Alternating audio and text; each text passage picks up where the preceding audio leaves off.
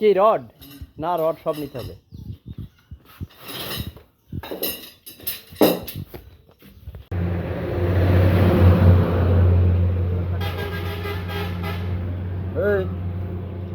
ওর টাকা কই? সাইকেলের টাকা কই?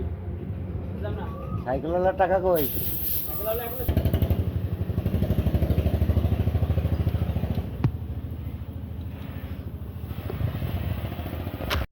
প্রথমে তো জমিতে এসে আমরা এই পিলারের মাথায় যে পাইপগুলো দেওয়া আছে এগুলোকে জামটা ছুটাতে হবে, ক্লিয়ার করতে হবে। এটাকে ক্লিয়ার করে নিয়ে পরবর্তীতে এটায় রড দিতে হবে। আগে ক্লিয়ার করে নেবেন।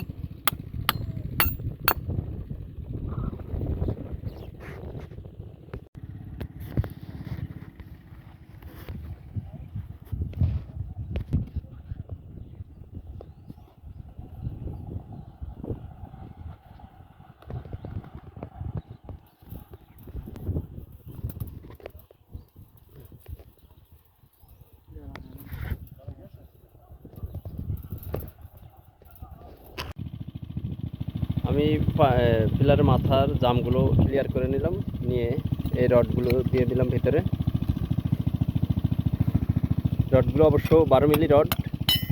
কিছু পিলারে আছে একটু জাম করে, কিছুটা ক্লিয়ারভাবে ঢুকে যায়।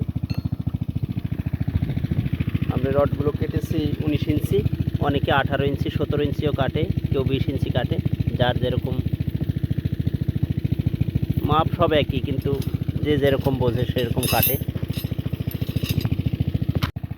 নতুন যে ভাইরা ড্রাগন চাষি তাদেরকে আমি একটি কথা বলবো, রডটা কেনার সময় আপনারা একটা জিনিস খেয়াল করবেন, এটা হচ্ছে রডের উপরে যে একটা শিরা আছে, এই শিরাটা যাতে লেভেল হয়, তাহলে এটা আপনার ভিতরে ওই যে পাইপের ভিতরে দিতে কোনো অসুবিধা হবে না। নয়তো অনেক সময় কিন্তু অনেক জাম করে, সেক্ষেত্রে অনেক প্রেসারে ঢুকাইতে হয়, পিলারের ক্ষতি হতে পারে। উপরে শিরাটা দেখে কিনে নেবেন। আমরা এটা SSRM এনেছি।